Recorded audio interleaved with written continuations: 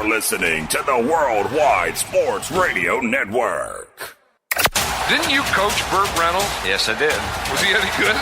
He was a defensive back. I know. Was he any good, I said? 103.9 FM LI News Radio presents The Weekend Crunch with Errol Marks and Josh Silverberg. Hello, Long Island, New York, and around the country. This is The Weekend Crunch. I'm your host, Errol Marks. My co-host, Little J himself, Joshua Silverberg. Remember, ladies and gentlemen, you can listen to our show every single Saturday from 7 p.m. to 9 p.m. New York Eastern Time, only on 103.9, the LI News Radio Network, brought to you by New York Sports Scene Magazine and the Worldwide Sports Radio Network. Download the Worldwide Sports Radio app. How do you do that? You go to iOS, which is Apple, WWSRN. Or you can go to Android, Worldwide Sports Radio Network. You can download our app. You can listen to our shows live every single week. Stay in tune for all the different stories that we have throughout the week. And yes, when COVID is over, we will be doing live events. And we will be all over the place, from Connecticut to the 5 boroughs to even Long Island and the Hamptons. We will be doing live shows throughout the tri-state area. Well, we got a lot of stuff to talk about, and my trip in North Carolina was very interesting, to say the least. But before I do that, welcome, my friend, my fearful, trusty sidekick, the man, the myth, the loser. Yes. Loser. Mr. Joshua Silverberg. What's going on, Josh? Nothing much, man. Welcome back, first off. You were here, but you weren't here, so it was a little different. But I actually enjoyed you more where you were there, so it was actually better that way. So it's unfortunate that you're back. Loser. The Weekend Crunch is brought to you by KA Acupuncture. Go see Dr. Irene Shamlock at world-renowned, yes, acupuncturist located from South Setauket to Copiague, Queens. She makes it easier to accommodate you. To schedule your first consultation, please call 646-644-9780 or visit the website at www.acuprof.com.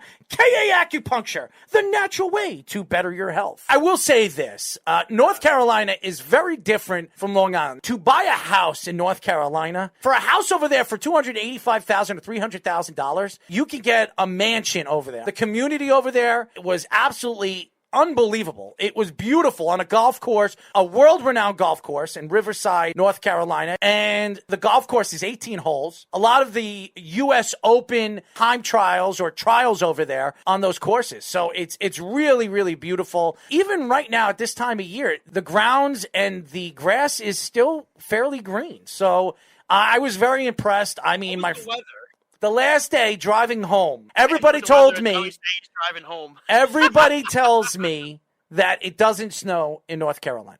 Never does. Well, on our way home, early in the morning, at 4 o'clock in the morning, Thursday morning, what happens? It snows. So I just have no damn luck. Anywhere I go, from Canada on a trip all the way to North Carolina, I hit snow no matter where I go. Well, you brought the snow with you back because we're getting that on Monday now. There we go, 6 to 12, baby. 6 to 12, baby. That's what I'm talking about. I didn't get my snowblower yet, so I wish they didn't do it Well, again, you know. Well, we can always ask your wife to get us one. I mean, I don't know if she would be really up the water. Well, because the thing is, we just bought our house out here in Suffolk. What's amazing is we thought that we had the big storm about a month ago, and then it was so funny. Everybody was telling me, "Oh, you're not going to need a snowblower now. That's it. That was the big storm. That's all you had to worry about. That's it." Lies. I got one on Monday coming now. Stop crying. You're a little baby, bratty, little Jay. Cry me a river. And here I am, the idiot shoveling snow. You've seen my driveway. Yeah. My driveway could fit 7 cars. Stop complaining. Stop being a baby. Buy me a snowblower, would you? Well, I told you. You can ask your wife for one. Anyways, as you know. Loser. That's who he is, yes. Mr. Loser himself. Anyways, we definitely got to get into some basketball conversation. When you think about the New York Knicks, you think about bad basketball. Year in and year out for the last 25 years, we talk about the bad coaches the Knicks have had over the years. We've talked about the bad defenses we've seen in the last 25 years with defenders like, Amari Stoudemire and Carmelo Anthony, 2 of the worst. And you talk about what Tom Thibodeau brings to this team. And you see it. It's a defensive style of ball. It pushes the players to play like a team defensively and obviously going up and down the courts in a fast pace and open up the courts for the three-point shot. We've seen that. That's why they brought in some good shooters like Burke and then obviously Emmanuel Quigley, who's a great shooter, the SEC Player of the Year from Kentucky. You see the difference of what this team could do offensively when they spread out the offense. Now, the last couple of weeks, their offense hasn't looked good, but their defense right now is ranked number one in almost every single category in the league. And when you think about defense, you think about the New York Knicks in the 80s and the early 90s. You talk about Charles Oakley, the Anthony Masons of the world, even the Charlie Wards that played defense before they thought offense,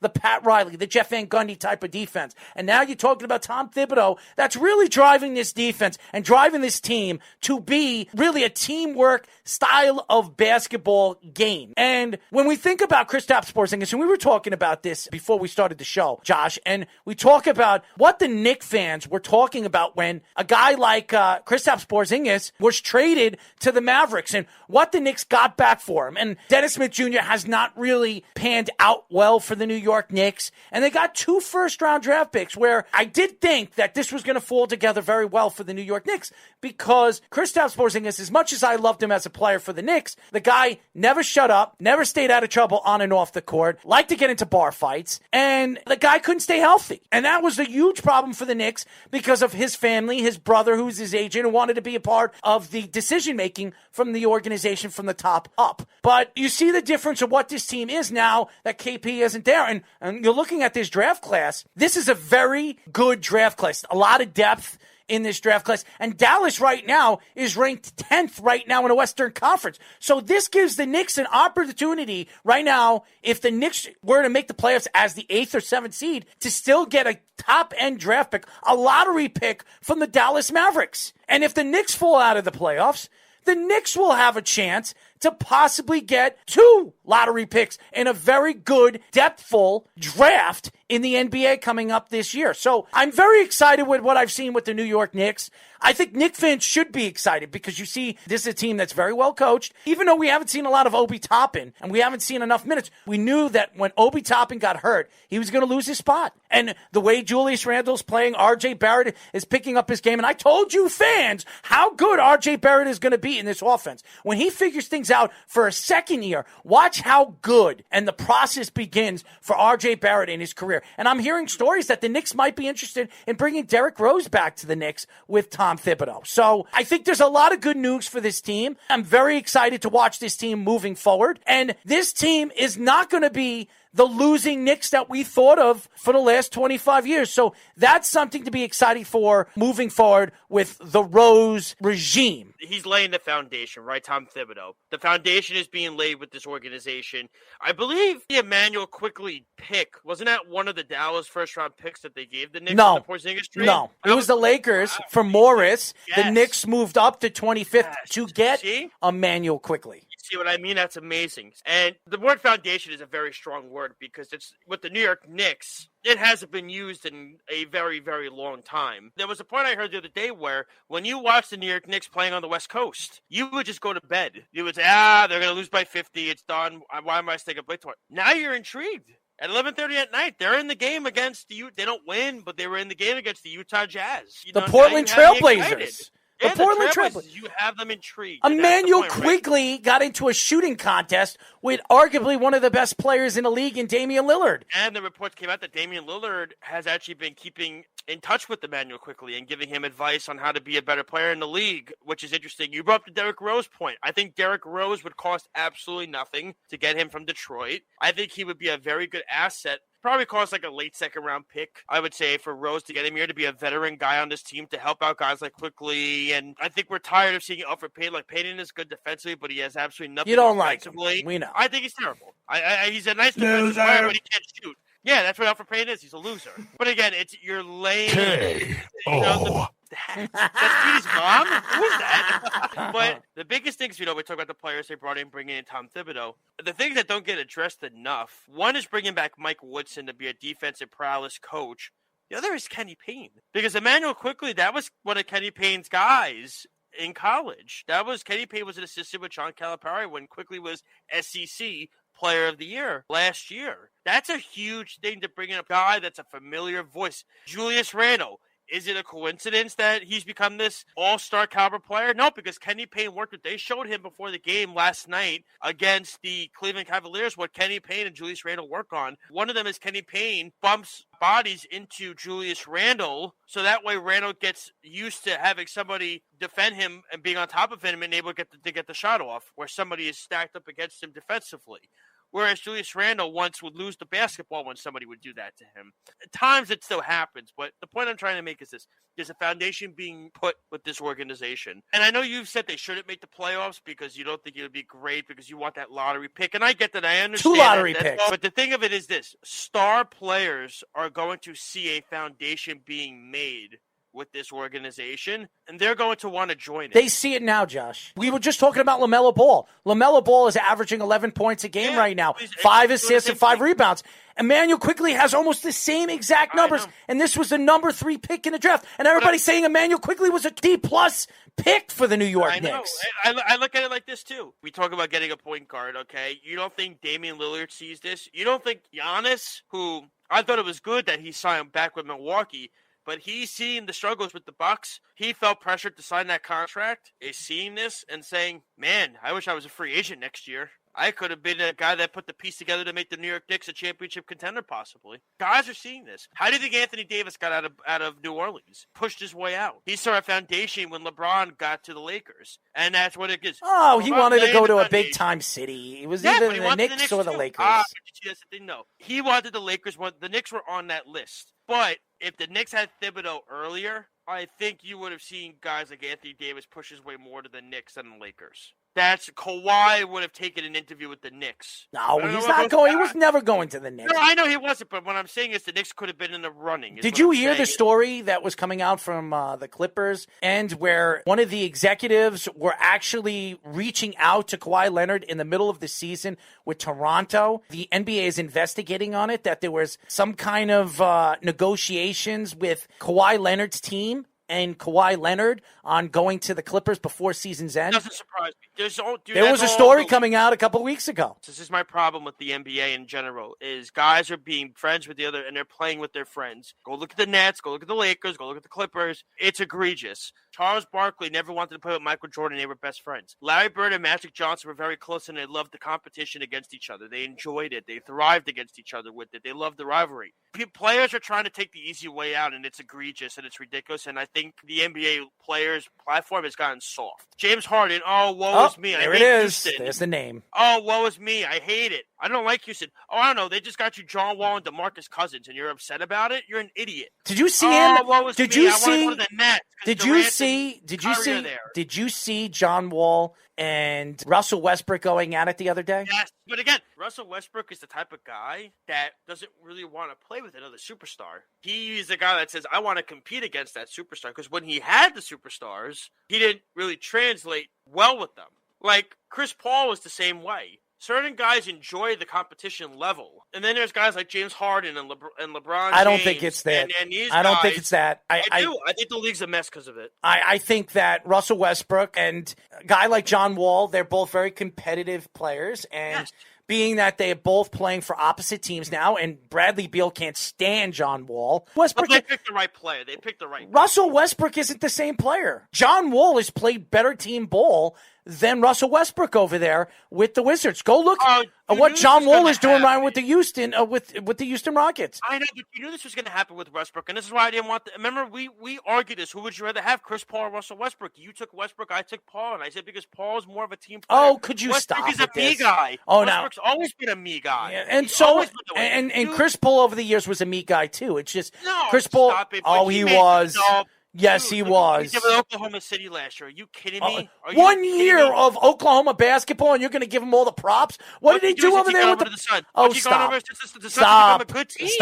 Look what he did with the Rockets. He can't even stay healthy. He got them to the conference finals. No, he got into the conference. He got into the conference finals. Yeah, he didn't play. Yeah, and what happened? He didn't play. He got to the conference finals, and when he got hurt, what happened? That team flopped when he got hurt. James Harden is the biggest choke artist in the playoffs. And right now, yes, the Nets are 13-8. There's really nothing to talk about right now. They're figuring things out, but I still think they have a lot of problems on the defensive side of the ball, and there's stories coming out that the Cleveland Cavaliers are talking to the Nets on trading for a swap for Kevin Love and picks. What picks do they have left? They traded them all away. What defense is Kevin Love going to add to the Nets? Nothing. It's the worst defensive team in NBA history. I'm serious. Oh, my God. Can you imagine that starting five? Kevin Love, DeAndre Jordan, Durant, Kyrie, and Harden. I could score on that. It's the Cleveland Cavaliers with Kevin Durant. Kevin Durant's playing good, though, man. He is.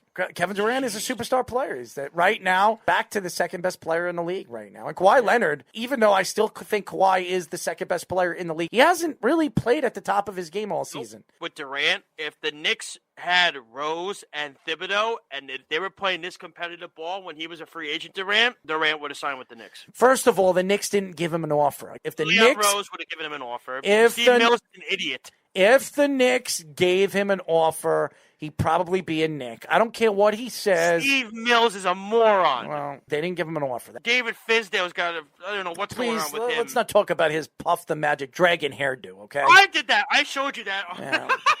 That guy looked like he touched a socket too much. Anyways, when we come back, ladies and gentlemen, we're going to get into some baseball conversation. And there are stories coming out from New York Metville, the Amazings, that there is a friendly pitcher that is available, and maybe on a short contract, they make a move for him. We will get into that when we come back here on the Weekend Crunch.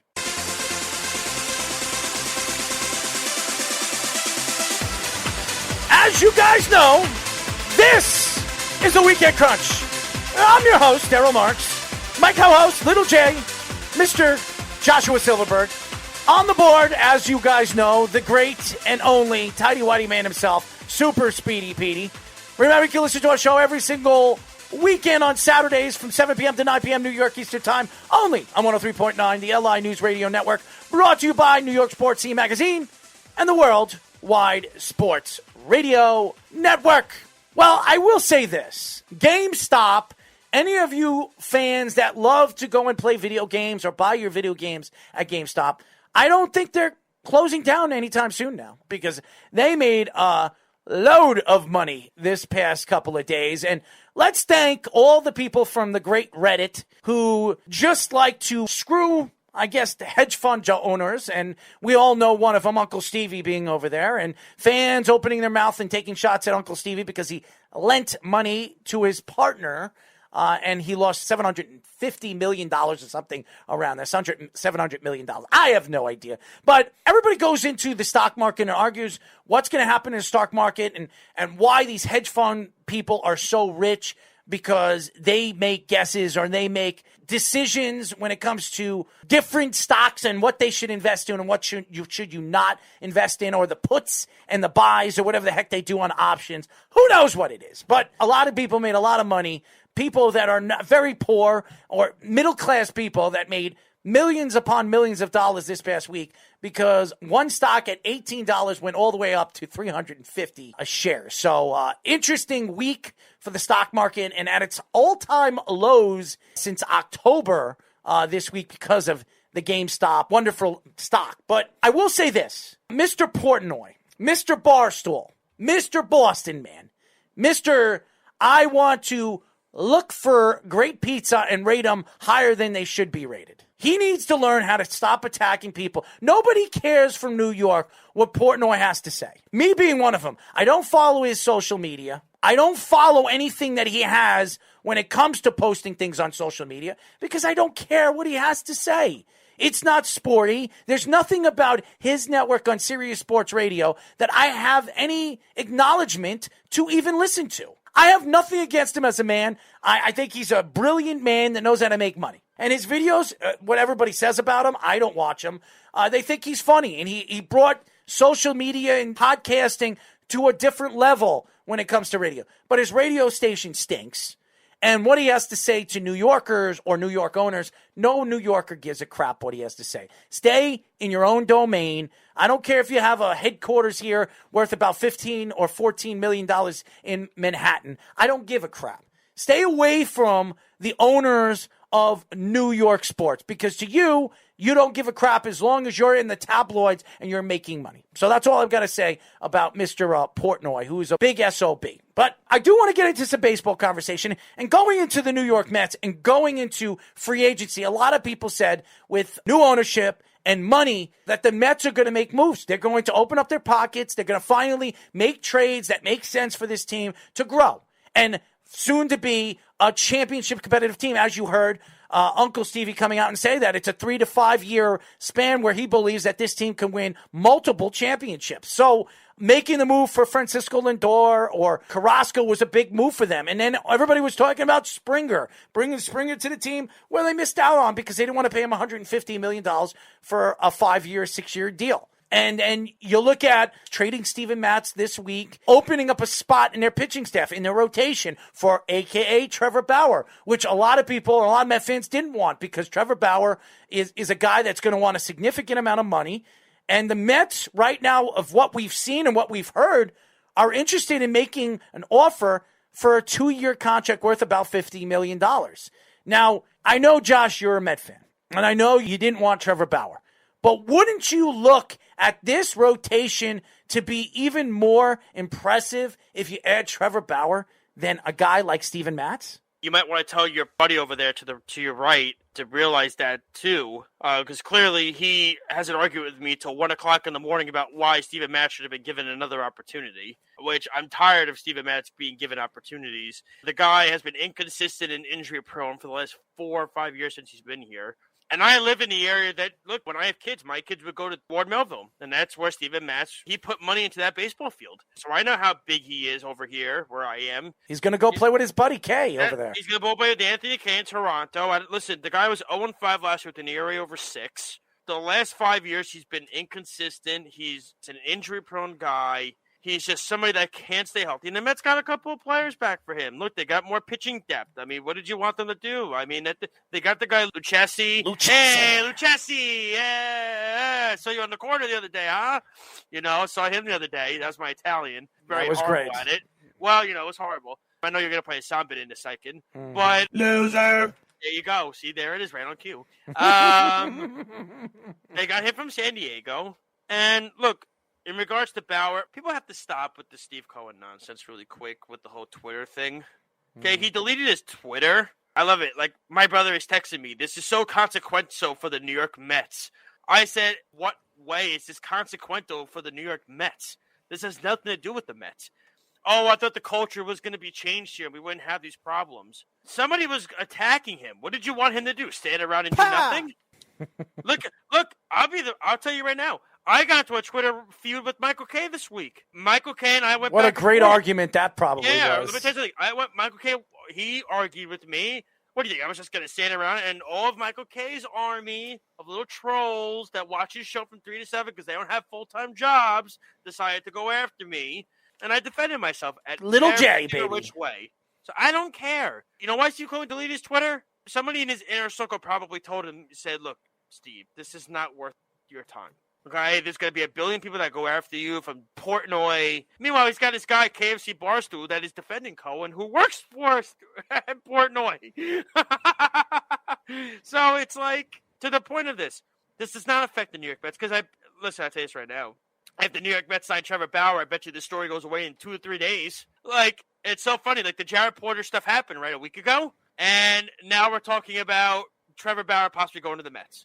And it's like the Jared Porter stuff. Do you notice that we haven't spoken any bit on this Porter situation? Because to me, there's nothing to talk about. I think that the organization was smart. They got rid of him. As soon as the story came out, they completely disposed of him, and they're moving on with Sandy Alderson and the management that they have right now in place. So I think there's nothing to talk about with Jared Porter. He's gone, moving on with the New York Mets. I do believe that the Mets are put in a very close and very good position where they could get somebody like a Trevor Bauer on a short contract, maybe a 2 or 3 year contract. I don't know if Bauer's going to take it, but if the Mets are going to offer him more for each season for 3 years, maybe he gets $30-35 million a year and he gets a 3 year. They won't get to 35. They'd be crazy to give him that. Why? That's too much money for him. I think that right now, whichever 25 to 30 is fair. Trevor Bauer right now is a consistent pitcher, never is hurt, plays almost every single start. The only thing that you hope with Trevor Bauer is if he does sign with the New York Mets, he stays away from Twitter. Because he's another Harden, he's another Durant, he's another Kyrie Irving. Guys that love to get on Twitter and open their mouths and say stupid things and throws himself under the bus, especially in the New York market. It will not work here with Trevor Bauer. If he starts to lose, he's not pitching well, not only is the ownership going to attack him, or the executives and the Mets organization are going to attack him. And I know a lot of people say, well, why would the organization attack their own players? Until Uncle Stevie and that executive bunch of, who, Sandy Alderson and them, because Sandy was over there, and Sandy would go up and talk to the press and tell the press everything that's going on behind the lines. And if Sandy Alderson did it then, why wouldn't he do it now with a guy like Steve Cohen? I think he will. And I think he could throw players like that under the bus, like a Trevor Bauer. And Trevor Bauer, if he hears that from the GM, he's going to throw the ball out to the bullpen. Out to center field again. I mean, seriously. It's just funny because all these Met fans that are going on Twitter saying, oh, Cohen needs to sell the team. This would never happen. Blah, blah, blah, blah, blah. I said, oh, really? So if the Wilpons were still here, you'd be happy? No. If A-Rod bought the team, you'd be ecstatic? No, he wouldn't open up his pockets. He would be in the news every week, A-Rod. It wouldn't even matter. Like, if this team wins a World Series, I just give you the example of my brother. There he goes. Oh, this is a bad look for him. This is a bad look for Cohen. This is a bad. And I go to, I said to my brother, I said, dude, shut up. If the Mets win the World Series, you're not even going to remember that this happened. I am, because I'm not a Met fan. I'm just saying, no. If the Mets win the World Series, all the Met fans, I will not attend another Met game again until Stevie Cohen sells the team. Good. Peace out, home slice. Well, hold on one second. Later. Because he lost $700 million for lending. No, because he's in a scandal where he tried to help his friend out from being crushed in the market, one of his former proteges, and he tried to help him out. Now he's being pointed at as the bad guy with the stock market stuff. Who cares? That's so to all those that Met has fans, nothing to do with baseball. Thank you. And to all those Met fans that don't want to go to a Met game anymore, deuces. See you later. First of all, that's never going to happen. And any Met fan that's going to take shots at their new owner who has opened up his pockets, he's willing to pay Francisco Lindor $300 million that's coming out, that they're probably going to give him that offer before season starts. Why would any Met fan be upset that if he decides to help a friend out to get him out of trouble for $700 million? Listen, if he wants to give me $1 million, I'd be very happy. I'd be a security guard, man. I'll throw my body in front of a bullet for him. I mean, the whole thing is this, Arrow. It's the fact that they were trying to screw the little people over, right? Guys like you and me that would put money into the stock market with GameStop and AMC, they were all gaining money. So this app, Robinhood, was locked down and selling people shares. They weren't letting people back in, blah, blah, blah. If anybody's going to get in trouble, it's Robinhood, by the way. Better It's nobody's business.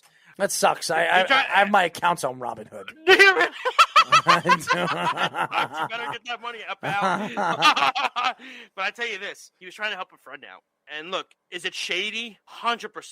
Is it a bad move on him to get into an argument with David Portnoy? Absolutely, because you don't. You should have helped him. You're talking to Michael Kay. Help Uncle Stevie out. No. Guys like that, you don't get the fights with because it's not. Now that I know I might have to attack him, I'm never on Twitter. I got 1,500 fans that follow me, and I'm never on Twitter. I don't know how you have that many fans. I'm going to attack Portnoy. I'm going to attack Portnoy. Are any of them like robots? No, no bots whatsoever. Or something no, go look at the fans. Go look at my following on Twitter. Not one of them are a bot. It's amazing, isn't it? It is kind of wacky, but I even heard I was listening to Boomer. I'm a popular person, man. I was listening to Boomer and Gio, and Boomer Esiason says on his show, I won't attend a Met game until he has something to say about this whole thing and see how. Don't come to a game then, Bow. Who?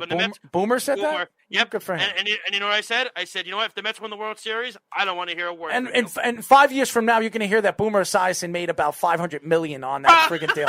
Okay, seriously. And this guy's opening his mouth. My brother's in finance. Man, this is all shady stuff. All these guys do this. What did you think? Cohen had the biggest hedge fund. I think one of the biggest scandals in the hedge fund that he had. Mm-hmm. And the Met fans were still crazy for him to come to the Mets. So what is the difference between now and then? I don't get it. Well, you know what?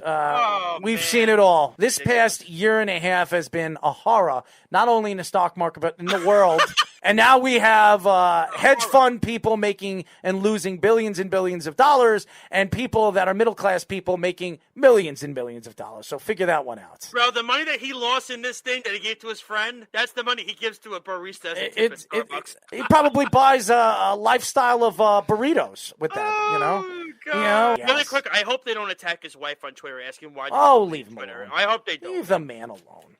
When we come back, ladies and gentlemen, Deshaun Watson. Yes, the stories are coming out throughout the country that he wants to be traded. Where does he go? Is it going to be a Western team that has been talking about adding a superstar quarterback that could solidify this team from winning a Super Bowl, a.k.a. the Red and Black 49ers? Or is it the New York Football Jets with Robert Saleh coming out and speaking to the press this week? Is Deshaun Watson the new quarterback of the New York Jets? When we come back from the Weekend Crunch, me and Josh will argue those points here only on 103.9.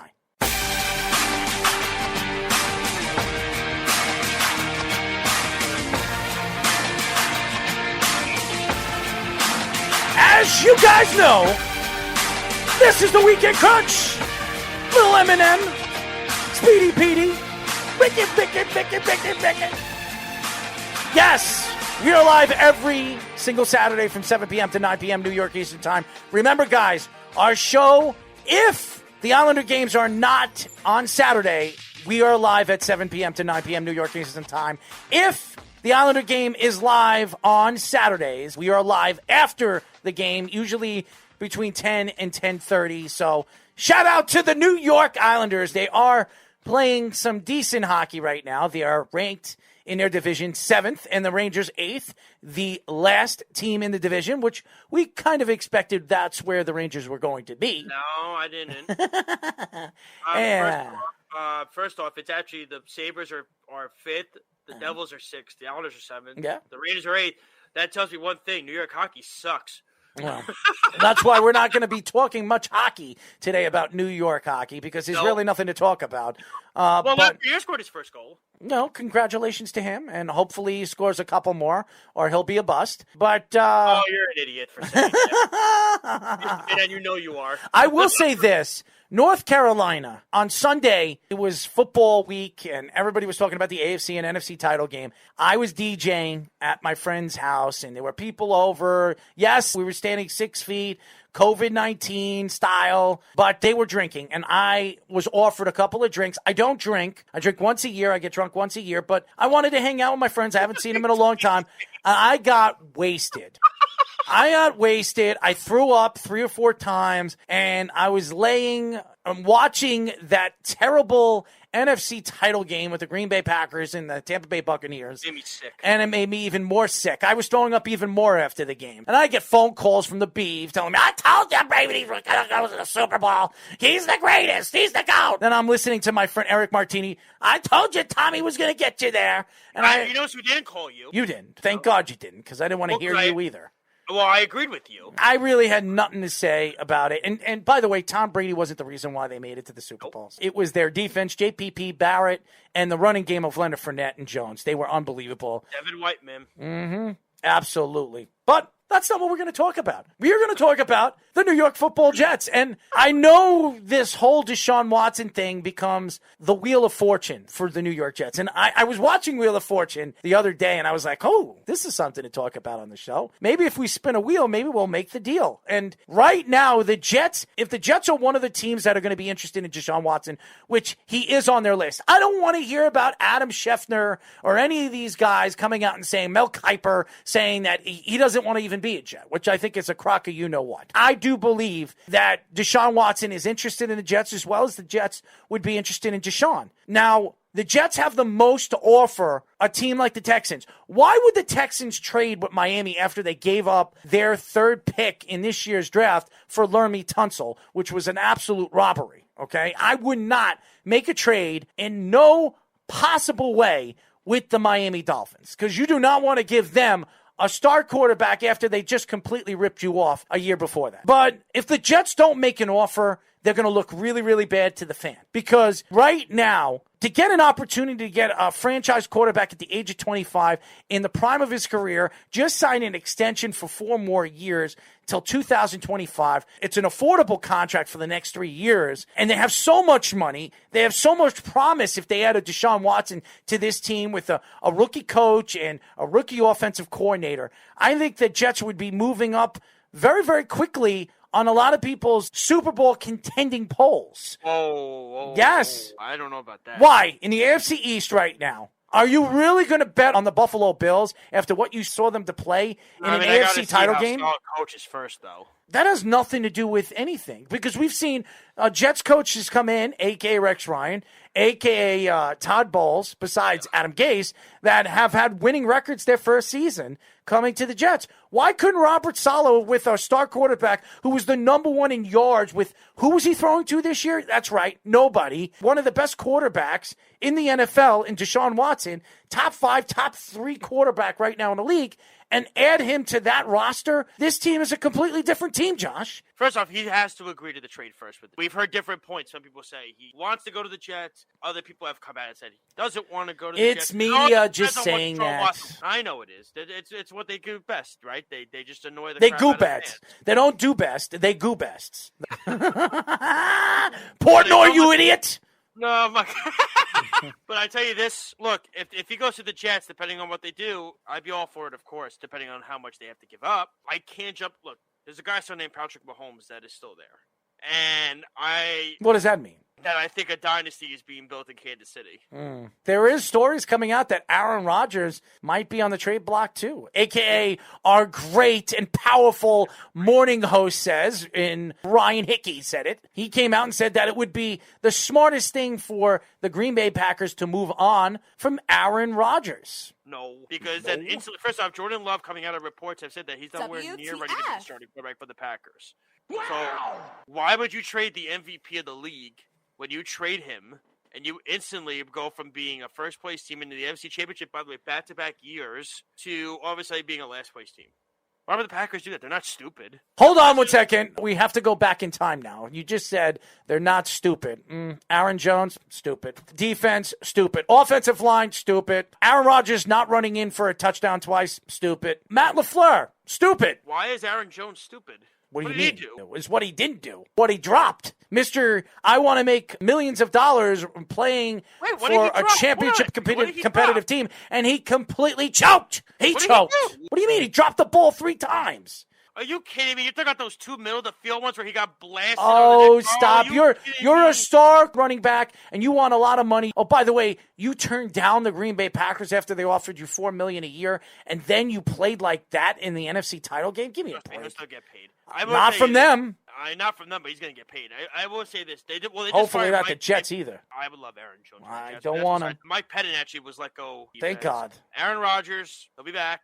Team is going to be good. And never win. Matt LaFleur is a very good coach. Made a very bad decision. For those saying, if I was the GM of the Green Bay Packers, I would have went down on the field and fire him right after the game was over. You're an idiot, okay? That's why you're not an executive in the NFL. Don't even have an internship in the NFL because you're stupid. You're stupid. That's what you are. All right, Craig Carton. LaFleur, okay? Stupid. Who says that? Back-to-back NFC Championship games. I'd fire him. Made a bad decision. Bad decision? It was a terrible decision. I agree. It was a terrible decision. Is he a bad coach? No. He made a terrible decision. He's not a great coach either. I mean, I wouldn't go that far. 2 NFC Championship games in his 2 years of head coaching? I don't know about that. Well, if I had Aaron Rodgers, I'd be doing that too. Doesn't matter. It's still pretty good, though. Mike McCarthy had Aaron Rodgers, and he didn't do anything in the last 6 years. Well, Mike McCarthy also had a problem with Aaron Rodgers on and off the field. Mike McCarthy also He also ate a lot of Twinkies, by the way. Yes, he did, and he also sucks as a head coach. He's so overrated. The Cowboy fans wanted him fired after the first year. Go ask the Beeve about him. Yeah, well, no, hold on. The Beeve thinks that they're going to win a Super Bowl with the great McCarthy, which I laughed at that too. Oh, that's funny. I said he was going to be fired within 2 years, and That's funny. his third year he will be fired. He didn't say that. Yes, he did. About the Super Bowl? Yes, he did. He made that statement? He also made the statement at one point God. that Dak Prescott was going to win 3 Super Bowls in a row. Which, he came back to life on that one. Oh, are you sure about that? I don't know. It sounded like he was like living on the moon or something. You sure about that, or is he still going to gossip every now and maybe then? he thinks that the world is flat too. He's still going to gossip in Farmingdale every now and then. You sure about that? I don't know what he's doing. Maybe we should ask your sister-in-law. He has a restraining order against him. He's never even met him before. Oh, man. Poor Beeve, man. Dak Prescott 3 Super Bowls in a row. That's what he said. And who do you think was going to be the head coach? Mike McCarthy. Thank God. Adam Gase is horror and definitely gone. If they took Mike McCarthy, he'd still be there for the Jets. That would be a horror by itself. But I can't believe he said that. He did. Super Bowls with Mike McCarthy in He a row. Oh, he was going to be Patrick Mahomes in the Super Bowl? I don't think he would bury a dead type of quarterback like Johnny Unitas, okay? Oh, my God. I can't believe somebody actually would say that. You know what? It's coming from a Cowboy fan, so I'm not surprised, honestly. I probably just insulted about 60% of our listeners that are Cowboy fans. I could care less because they annoy the crap out of me. They're annoying. They're annoying. They're all annoying. I don't care. I like their craziness. How could you not like their craziness? Dude, they think they're going to win 15 games. Speedy's a Giant fan. Speedy, do they not think they're going to win 15 games every single year? Think they're going to be the greatest thing since sliced bread? Dude, they think their defense is so good. They overrate their players so badly. It's horrific. Go look at Byron Jones' numbers on Miami this year. He didn't have a single interception. I've already said that Byron Jones is overrated. How many times did I say that when the Beef called up and he said, we lost Byron Jones? I said, good thing. That's a Cowboy fan. They overrate. When they signed Aldon Smith this offseason, they thought Aldon Smith was going to be back to his 49er form from 6 years ago when they went to the Super Bowl. Are you out of your mind? Aldon Smith's been out of the league for 2 years. He played well. They thought he was going to be the next defensive player of the year again. No. He looked like it early in the season. Oh, stop it. He did. They overrate their players. Yeah, they do. I'm not saying that they don't, but at least on the defensive side. I will say this. Moving forward with the New York Jets, Joe Douglas, Robert Saleh was all over. He made his tour this past week on interviews all over sports media, and I definitely want to get Robert Saleh on this show and talk a little bit. No break. If we reach out to him, I think we could get him on. But it's so interesting what he said. And I know a lot of Giant fans are probably going to say he was taking a shot at the Giant fans. He wasn't taking a shot at the Giant fans. He was being funny. And Robert Saleh pretty much said that the Jet fans are more dedicated to their team. Now, Giant fans are very dedicated to their team too, just like the Ranger fan is to the Islander fan. Nobody could say that the Islander fan isn't dedicated to their team as much as the Ranger fan. But the Rangers are, I guess you could say, the big brother to the Islanders, as well as the Giants are the big brother to the Jets. So, Robert Saleh is coming out and just speaking the truth about Jet fans, and that Jet fans need to be recognized and that they're just as important and big to New York sports as the Giant fans. So I know a lot of Giant fans don't like that, and they really took shots at what Robert Saleh said to a bunch of people, a.k.a. Michael Kay. But Michael Kay's an idiot, okay? I'm not a big Michael Kay fan. I say this all the time. You love Don LaGreca. Don LaGreca's a good friend of mine. And Don is the talent of that show. It should be the Don LaGreca show, not the Michael Kay show. Don knows he's a big Ranger guy. He's a big hockey guy. Well, he's a big Devils fan. Yes, he's a big Jet fan, too. No, Giants. He likes Giants. Don LaGreca works for the Jets. He also works for the Rangers, but he's a Devils and I guess, yeah. But he still roots on the Jets. I will say this, if you don't believe that we have passionate Jet fans, go look at our network. We have our own show every Sunday night to prove that we have passionate Jet fans. Yes. Don't be a crazy Jet fan. They're nuts. I mean, seriously. Weapons Hot, 7 o'clock on Sunday nights. Only Worldwide Sports Radio Network. Check it out. It's a good show. It's a great show, dude. I love CJ, man. A little out there sometimes those guys are, but I love them. They're good guys. When we come back, ladies and gentlemen, we have a lot to talk about in football. We are going to get into the AFC and NFC title games and why I still think Tom Brady is still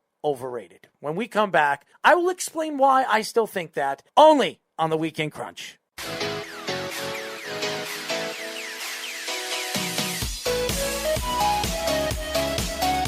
We are back, ladies and gentlemen. This is the Weekend Crunch. I'm your host, Errol Marks. My co-host, Joshua Silverberg. On the board, like always, the great and utter nosy Speedy Petey. Remember, you can listen to our show only on 103.9, the LI News Radio Network, brought to you by New York Sports Team Magazine and the Worldwide Sports Radio Network, only on Saturday from 7 p.m. to 9 p.m. New York Eastern Time, or after the Islander games, live at 10:30, 11 p.m. at night. If the Islander games are live on 103.9, we are after the show. So stay tuned for that. Download our app, the Worldwide Sports Radio app on iOS, WWSRN, or Android, Worldwide Sports Radio Network. I will say this. I watched the NFC and AFC title game. I was sick, so I didn't really get to enjoy most of the second game on the Buffalo Bills and Kansas City Chiefs, but there was really nothing to watch except complete domination on the offensive side of the ball with Patrick Mahomes, who looks 100% healthy. But I'm so thrown off with North Carolina because, first of all, the state troopers over there are worse than New York. They're pulling people hand over fist over. I got pulled over. I had a speeding ticket. I had to hire a lawyer. I was upset. I almost threw my shoe through a window. I mean, I wasn't very happy in the second half of my vacation. So North Carolina is a beautiful, beautiful place. Wilmington has great restaurants, and the beach looks like the Hamptons. It really does. It's fantastic. Very ritzy. They have a great taco place over there on the outskirts of the beach. So definitely, if you guys have never been to Wilmington, go check it out. But the cops are absolute you-know-whats. I can't stand them. And then I had a beautiful woman cop. You'd think I could have convinced her to say, you know what, you're from New York. Maybe I'll throw you a number here or a number there, but my fearful friends were sitting right next to me, so it didn't really work out over there. But yeah, it wasn't such a great trip. We had some good parts, we had some lows, and we had some highs. But all in all, I'm still alive, and I'm sitting here in the studios. But the NFC title game. Matt LaFleur, I don't care what you say, he's not a good coach. I didn't like his play calling throughout the game. Aaron Rodgers was running for dear life. I have no idea why he didn't add a tight end to protect Aaron Rodgers when he was getting killed behind the line of scrimmage the whole game. I don't understand why you have 5 offensive linemen that couldn't stop a lick of JPP. Why don't you double team him with a tight end or something? He was getting killed. He was running for dear life the whole game. I don't care what his numbers showed. 340-something yards, 3 touchdowns, and 1 interception. It didn't look like Aaron Rodgers in the second half of the game. He was afraid. He couldn't run in for a touchdown twice at the end of the game, which probably would have put him on top against a Tampa Bay Buccaneer team that wasn't playing well in the second half. They were unbelievable in the first half and looked terrible in the second half, except their defense. JPP was unbelievable. I can't say anything bad about the guy. The guy is a superstar lineman. He really is. He can get at the quarterback. This is one of the best defensive linemen in the league. I have no idea why the Giants traded this guy. This guy was flat out beasting right over the Green Bay Packers offensive line, which was ranked, I think, 7th or 8th in the league all season long. The guard, Jenkins, superstar guard, and completely shut down Aaron Donald the week before. And then all of a sudden, this past week, couldn't stop a lick against JPP and this kid Barrett. So the defense was unbelievable. And Leonard Fournette, oh my God. Anybody that was arguing the points why they brought him from the Jaguars, well, now you see. Leonard Fournette is showing people why he's still one of the best running backs in the league. He's never stayed healthy. But if this kid could stay healthy throughout the playoffs, he could win this Super Bowl for this Tampa Bay Buccaneers team. But they're playing a very, very talented team in the Kansas City Chiefs. And even though I don't like Spagnuolo, I don't like his defense, I think they'll figure out how to stop the running game. But, Josh, what did you think about the NFC title game? It was a tale of 2 halves, right? I mean, you looked at the first half, it looked like it was going to be good. I think the biggest problem for Green Bay was, look, they had 3 turnovers against Brady, only scored 6 points. That's unfathomable. You can't get away with a game like this thinking you're going to win. When Tom Brady turns the ball over 3 times, you need to score those points. And it looked weird early because Devontae Adams, who's one of the top receivers in the game, dropped the ball in the end zone in the first quarter. Lazar and Rodgers weren't on the same page with the throws. You alluded to the point where he could have ran it in for the touchdown, Rodgers. We don't know if he twice. We don't know if he would have gotten it because there was a guy at the line. Oh, stop! It's Aaron Rodgers. He's not Michael Vick. I mean, it wasn't a. I mean, it was a guy. He's Aaron Rodgers. Michael Vick. Yeah, but there was a guy that was still 2 guys actually. If you look at the play again, there were still 2 guys before the end zone that were going to try to that were going to be there. It was going to be close. It would have at least been 4th and inches to get to the end zone rather than 4th and whatever. It would have been 4th and 3 at the 4th and goal. I know at the 3 or whatever. Look, we don't know. But to score only 6 points on 3 Brady turnovers was crazy. The notion that Tom Brady won this game is just egregious. You got to stop that. I mean, enough. I mean, he was horrible. He wasn't good against the Saints. He wasn't good in this game. He was half decent against a backup quarterback, a third-string quarterback. The crazy thing is, he had his worst game in the wild card game against the Washington football team. Yeah. And that's the crazy. He wasn't good. He hasn't had a good game in this playoff run. And his defense has been solid. His players have made big-time plays. Mike Evans has been clutch for him. Chris Godwin has been a nice piece for him. If I'm the Jets, I still would stay away from Chris Godwin, personally. I'm not a big Chris Godwin guy. The injuries, and I think he's a more system kind of wide receiver, in my opinion.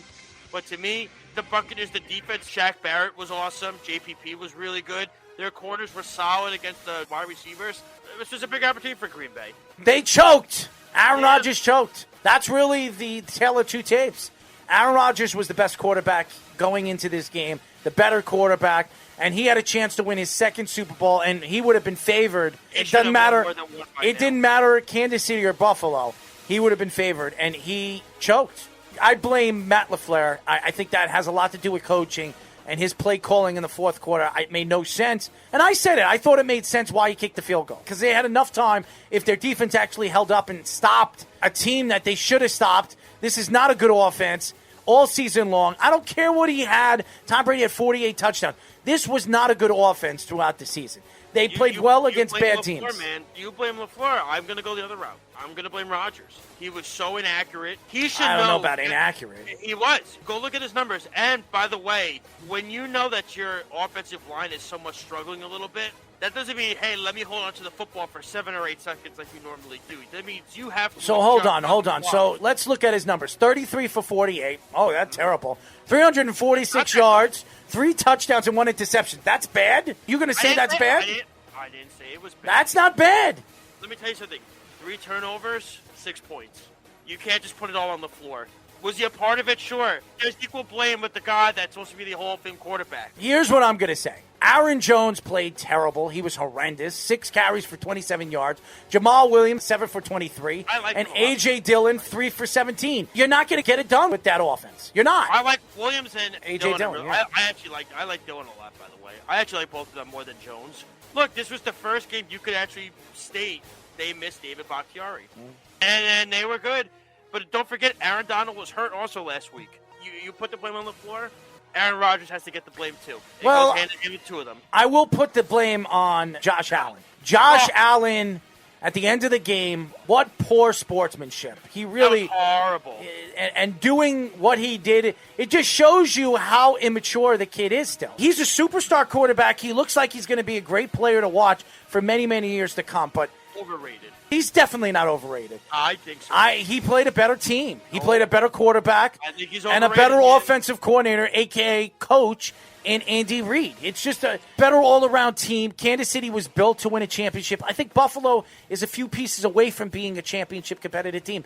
They didn't have anybody that really could get to the quarterback. They could not get to the quarterback. All year, though. They had this great defense. Not against, and by the way, Kansas City's going to have problems in the Super Bowl because they lost their star left tackle in Fisher to an Achilles tear, so he's out for the Super Bowl. He's an adequate left tackle. He was a top pick. Just because you're a top He wasn't a Pro Bowl player before? I don't think Fisher was ever in the He was a Pro Bowl player. Fisher is a good left tackle. And losing your star left tackle is going to affect you. Patrick Mahomes is going to have to do a lot more for a lot little. He has never been a Pro Bowler. Marcus Russell was the number 1 pick, too. They make him so special. Well, that's true, too. But anyways, I do look at the big picture right now. You look at that game against the Buffalo Bills. The Buffalo Bills did not play well throughout the game. They had a 9-0 lead. You would think that they would start to play a little bit more defense, put a little bit more pressure on Patrick Mahomes to get settled in, especially with the concussions. He was probably afraid of getting hit. They didn't put him in any kind of trouble in the second half of the game. Patrick Mahomes could do anything at will. And by the way, Tyreek Hill is an absolute beast. Travis Kelce is an absolute beast. And that running game, they need to open up something. I do not like what I've seen from Le'Veon Bell and Edwards, young running back who everybody thinks could be Rookie of the Year, Offensive Rookie of the Year. He might not because there's a guy named Jefferson over there in Minnesota who's going to have a lot to say about that. But he had a fantastic season, and he has not looked good in the playoffs, and he has not looked good in the AFC Championship game. So they have to run against Tampa. If they don't run against Tampa and open up the field, they're going to have a big problem in the open field throwing the ball. This was his first game back. He didn't play in the playoffs. He's been out for, I think, the last 2 months. This was Clyde Edwards-Helaire's first game back, and then Le'Veon Bell, he was hurt. But I think Le'Veon Bell is showing why the Jets just dumped him, because he's trash. He never was going to be anything. I think give Edwards-Helaire a few weeks and give Andy Reid some time to figure out the running game. Not jump off a bridge yet. I will say this, Eric Martini, who kept taking shots at the New York Jets when they let go of Le'Veon Bell for nothing. And he said, they could have gotten a third or a fourth round or maybe even gotten a fifth. They weren't getting nothing for him. You know why they weren't getting nothing for him? Because he wasn't any good. They overpaid a player. He wasn't the same player coming from Pittsburgh. He was never 100%. And that's why he should have stayed in Pittsburgh, because he fit better in that offense like a glove than some of the running backs that they have right now in James Conner and the players that they have. So I don't know, but they're going to have a huge problem running the ball against this Tampa Bay Buccaneers team, because they could stop the run. If they stop the run, you're going to have to throw the ball. And Tampa played very well last week against a very good offense in Devontae Adams opening up the field the way they have the week before against a very good, one of the best defense, if not the best defense in football, in the Los Angeles Rams. So I think Kansas City is going to have a lot of problems running the ball. And if they can't run the ball, beware of Patrick Mahomes without their star or their big-time left tackle. It's going to be a big problem in the Super Bowl. Everybody wants to pick the Super Bowl quickly now. They want to say, who do you think is going to win? I know we're not doing ours this week, right? Nope. No, we cannot. Which, by the way, I already know which way Errol's going to fly. So I already going to make it interesting, and I'm going to give Errol a chance to come back and tie me for the end of the season. How wonderful. Ties are like kissing your sister, as they say, but you know. No. You want to kiss my sister? I'm telling your wife you want to kiss my sister. I got two of them. Which one do you want? My younger one or my older one? I'm not telling my wife. She's in bed by 5:30. Oh, that's true. She's not listening to the show right now. I will tell you this. She listens to the show. It helps her go to sleep. Well, thank you. Thank you, Melissa. No, but I will say this because I wanted to say this about Tom Brady. People have been texting me, Tom Brady's the greatest. He's the greatest. I can't believe it. Tom Brady has no business being in the Super Bowl. You know who should be angry right now? Jameis Winston should be angry right now. Because Jameis Winston would have made the Super Bowl. Would have made the Super Bowl. Yep. With this exact same team. Yep. I'm tired of people giving the acknowledgement that Brady deserves it. Did he deserve to beat the Rams in the Super Bowl a couple years ago? You know why they beat the Rams? Because Bill Belichick panned Sean McVay and Jared Goff sucked in that game. You know why they won another Super Bowl? Because Pete Carroll forgot that he had Marshawn Lynch as his running back. We also forgot about Kyle Shanahan, your lover over there. I saw this on Twitter so many times last week. Aaron Rodgers made the worst playoff mistake in NFL history, not running the ball into the end zone. And I wrote back to somebody, I guess he didn't watch the Super Bowl where Russell Wilson decided to throw the football. There was a lot of bad plays in the playoffs. That was the 1 yard line in the Super Bowl with Marshawn Lynch as your running back. And you thought Aaron Rodgers made the most egregious decision in the playoff history? You're an idiot. You didn't watch the last play with Malcolm Butler. I got Malcolm Butler millions of dollars by the play, by the way. And he sucks, by the way. Well, tell Tennessee that. Well, I would, but they're too busy trying to figure out their own defensive problems. When we come back, ladies and gentlemen, Speedy, what are we going to get into? Debate Wars. Oh, God, please. Oh, God, here he is. The Chihuahua's back. Here on the Weekend Crunch. Oh. Little Big L. Little Tupac. Little deadly combination. As you guys know, this is a Weekend Crunch. I'm your host, Errol Marks, my co-host. Yes, Josh Silverberg. Little J, we call him. Little wet behind the ears, we call him. As you know, Speedy PD on the board. You can listen to our show every single Saturday from 7 p.m. to 9 p.m. New York Eastern Time, only on 103.9, the LI News Radio Network, brought to you by New York Sports E-Magazine and the Worldwide Sports Radio Network. Download our app, yes, the Worldwide Sports Radio app, WWSRN on iOS, which is Apple or Android, Worldwide Sports Radio Network, a great network, yes, the greatest, where you can listen to all our shows live, read our stories. It is absolutely stupendous. Yes, Time stupendous. page on my show. We got a big guest on our show next week, man. Yeah, who's the big guest? We got Leo Rush. Ooh, Leo Rush, who's Who's that? a former WWE Cruiserweight champion and current MLW middleweight champion. Mm-hmm. We actually have a guest for the next 3 weeks. Yeah, good job, Josh.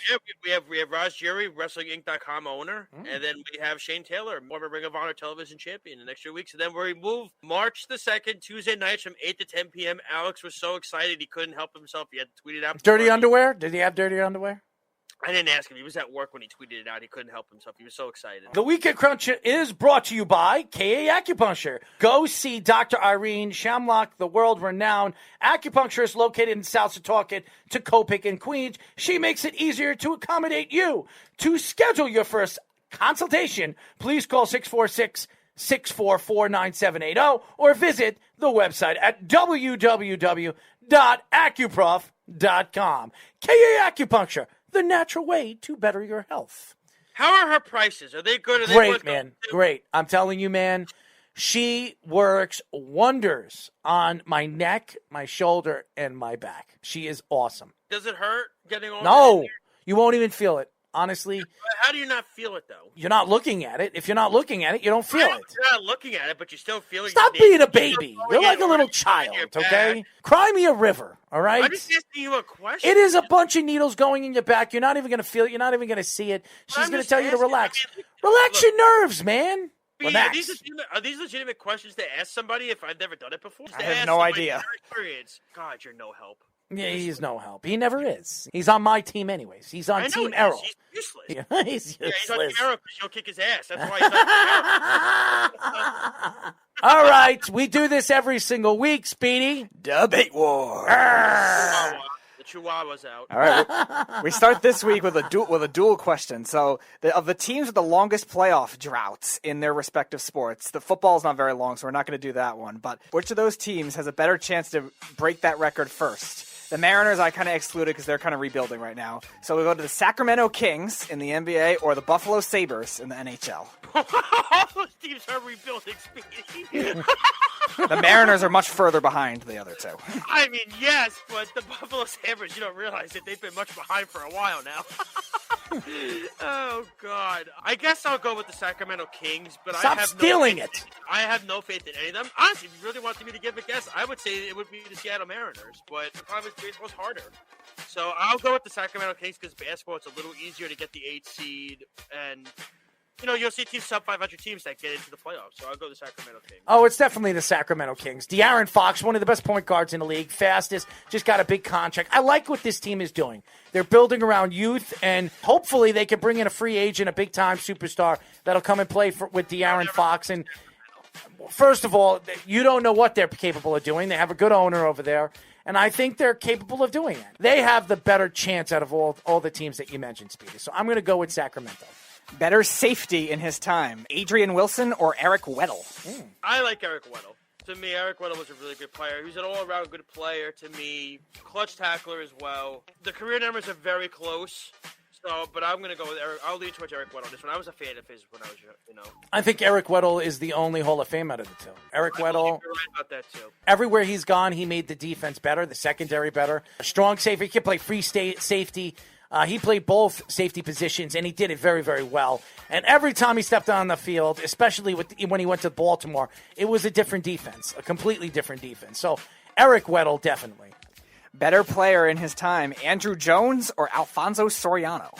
Andrew Jones, man. I couldn't stand him because he was on Atlanta, but he was such a joy to watch, dude. He was the only... He's got to stop poking himself in the ass. That's probably Well, why. I mean, that too. I mean, you look at him when he was an 18-year-old compared to when he was older with the Yankees. It's not even close. I mean... And Alfonso was like 40 years old when he was 30.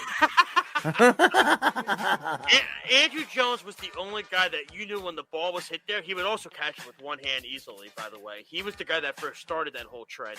It's a shame that he got, I think, off the ballot. I think is he still on the ballot? I'm not sure. He's still there, yep. He should be. Alfonso Soriano was a nice player, but dude, Andrew Jones for years was an unbelievable player. Was a big part of the Atlanta Blaze run when they went to the playoffs every year. And he came up, I think, when he was 19. He was really young when he came up, so I'll go Andrew Jones on that one. He came up when he was 19, and Alfonso came up when he was 30. Yeah, I know, right? Lied about his age. I'm going to go with Andrew Jones. Yeah, Alfonso Soriano was a great player for the Yankees, but he lied about his birth date. He didn't do any steroids. There was nothing that came out with the steroids. His bat was also the heaviest in the league, so of course he's going to smash home runs. He struck out a lot, stole a lot of bases for the Yankees, but he wasn't as consistent as Andrew Jones. Andrew Jones is a borderline Hall of Famer. So I'm going to go with Andrew Jones. I think him and Jim Edmonds get completely screwed. The fact that Jim Edmonds was only on the ballot also for 1 year. He's not a nice guy, Jim Edmonds. I don't care if he's a nice guy. How many times have we said players not get in? We've seen this before. I think the biggest disgrace, really quick, is Jeff Kent's No, there was a guy on the Indians. Speedy, you know what I'm talking about. Oh, he actually might be in another question. All Is he right. a shortstop?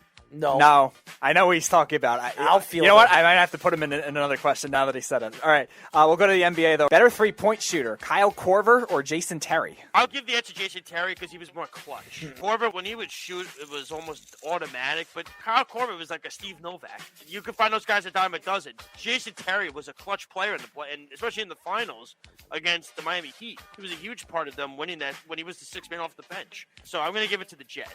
I'm going Korver's with so overrated. I'm going with Kyle Korver. You're so ridiculous. I like him, man. First of all, I'm not a Jet Right? fan, and when he got traded from the Celtics to the Brooklyn Nets, he stunk. Yeah, I know you didn't like him. Okay, I think he was highly overrated. I never liked the Really? Jet. He was a really good sixth man of the year. Yeah, great for him. Good for him. How many What did people Kyle we've Korver seen? ever win? Yeah, we've seen many different people win Sixth Man of the Year and never did What did anything Kyle else. Korver ever win? Yeah, well, it doesn't matter. I think Kyle Korver is a final piece to a team. I'm going to take Kyle Korver because I think he was a better all-around shooter. So Kyle Korver it is. Wait a minute, you're not a Jet fan? No. Errol's looking to change football teams, apparently. No, I'm not. Okay. Too deep at this point. I need to beat you in the head with a baseball bat. That's what I Yeah, need to do. there's the guy that says Kyle Korver's the final piece to a basketball team. Are you out of your Shooting mind? wise, yes, he is. Oh, God. Next. Better than the Jet. That's a beef comment, by the way. No, I'm it throwing isn't. you in He's that better category. than Yes, Jet, it is. that's for sure. Mr. Bricklayer himself. Yeah, okay. He laid more bricks than anybody. So, Also was big in the finals. so was he. Let's go to another sport with shooting in hockey. Better winger, Martin St. Louis or Daniel Sedin? Go ahead, say it, because I know what you're going to say, because he's a Ranger. No, that has nothing to do with it. Yeah. Uh-huh. No, it doesn't. It's actually because he was also actually a very clutch player in the playoffs. There's a difference between the two. One was a very clutch. I mean, the dude lost his mother, by the way, and he helped them get to a Cup final. I'll go with St. Louis because he also helped. He was a big part of that Tampa Stanley Cup, man. And he was a leader. That's something that John Tortorella said. He was one of the greatest players he ever coached. Was Marty St. Louis. Look, all those great players they had on Tampa, Le Cavalier, Brad Richards, St. Louis, blah, blah, blah. St. Louis was the guy that everybody remembers. And he was the most consistent out of those players. Dean was an amazing player, also playing with his brother in Vancouver, but he was a very clutch performer. Dude, when his mom died, that was he helped them get to a Cup final. That was a big See how he spits it out because he was a Ranger? Literally, all I said was that it's a true statement. They're brother both finally got great. to a Cup They're final. both great.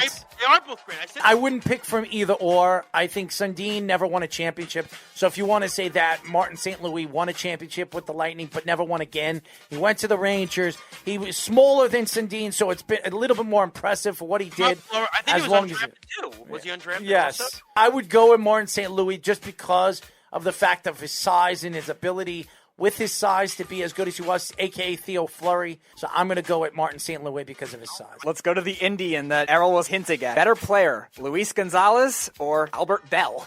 Oh, God. Oh, speaking of steroid users, and speaking of morons. Hold on 1 second. Do you know that Albert Bell was on steroids? Look at a picture. It doesn't matter. What do you mean? Look at him now. Dude, his arms were the size of my body. Well, okay? so is your mom. So, What does my mom have to do with all right, it? but she has bigger arms than your body. Is she on steroids too? My mom actually listens to this show. I know. So what is she, on steroids or something? No, my mom does spin 5 days a week. That's what she does, actually. So you're telling me she has even bigger muscles because she doesn't do steroids? Yes, because she actually works out the problem. Okay, get out of here. Go ahead. No, because you're going to think I'm going to say Luis Say it. Gonzalez. No, say it. I'll give it to Gonzo. I'll give it to Luis Gonzalez. Of course you're going to give it to him. Albert Bell was absolutely You don't even know better what than you're saying right Gonzo. now. You're saying hell. Why are you saying hell? Well, because he is. He's in hell. He's never going to get into the Hall of Fame because the writers hate him. Neither is Pete Rose. First of all, Pete Rose will be in the Hall of Fame when he's dead. And if Albert Bell gets into the Hall of Fame, then Jeff Kent should get into the Hall of Fame. Albert Bell is a better player than Jeff Kent. Jeff Kent, you can make the You're case. talking about a guy that hit like consecutive seasons, I think 38 or more home runs. His best seasons were he had like 150 back-to-back years. in RBIs. But wait a minute. But you can also say that Jeff Kent, you can make the case, is one of the tops at his position. Albert Bell, it's not even an argument. Luis Gonzalez isn't even close. The argument should have been Jeff Kent or Albert Bell. It turned into that. It's still Albert Bell. Jeff Kent or Albert Bell? Give me Jeff Kent. Of course, because he was a Met. No, that has nothing. Yes, it was. Oh, you Met fans, if you want a Met lover, reach out to Joshua Silverberg. All right, last one. This is a little Super Bowl theme with both of their teams, but they're past players. More dominant Derek linebacker, Derek Brooks or Derek Thomas? Derek Brooks was a phenomenal player, dude. He was a big part as to why the Buccaneers won their Super Bowl. John Gruden said, everybody talks about Warren Sapp, but he says that two guys that nobody talks about enough on that defense are Derek Brooks and Rondé Barber. And meanwhile, who won the Super Bowl MVP? I think it was Dexter Jackson won the Super Bowl MVP of that one, which is crazy. So I'll give it to Derek Brooks. Oh, it's Derek Brooks, Hall of Famer, what he did for the Tampa Bay Buccaneers, and really was that other guy right beside of the great Warren Sapp. So look at you with common sense now. I'll give you common sense. I'll take my Jeff flip-flop Kent is still off a better and player. throw it at your head. Jeff Kent is still a better player. No, he's not. And He's not better than Albert Bell. You're on drugs. He didn't cheat, by the way. And neither did Albert Bell. Until you could prove it, he never cheated. I want Albert Bell to be drug tested. Good. And I want you to be drug tested on whatever you're smoking. Maybe you can go reach out to him on Twitter. Luis Gonzalez over Albert Bell? What drugs are you on? You idiot. Let me tell you something. Yeah, I'm the idiot. Okay, speaking of... You picked Luis Gonzalez over Albert Bell. First off, the question was so poorly done. No, it wasn't. You're poorly done. Or Albert Bell. That's what your argument should be. You're lost. Luis You're Gonzalez, absolutely Luis lost. Gonzalez was a pawn in this conversation. What is wrong with you? And you're the one that hangs out with the beef, and there's something wrong with me. Shut up, you. When we come back, ladies and gentlemen, we have not gotten into this particular subject. March Madness is around the corner. And who stands out? It might be coming from a place we all know. One of our friends got us on one of his network shows this past week. Alabama basketball is right there, right on top of the world of the SEC. When we come back, we will get into college basketball here on the Weekend Crunch.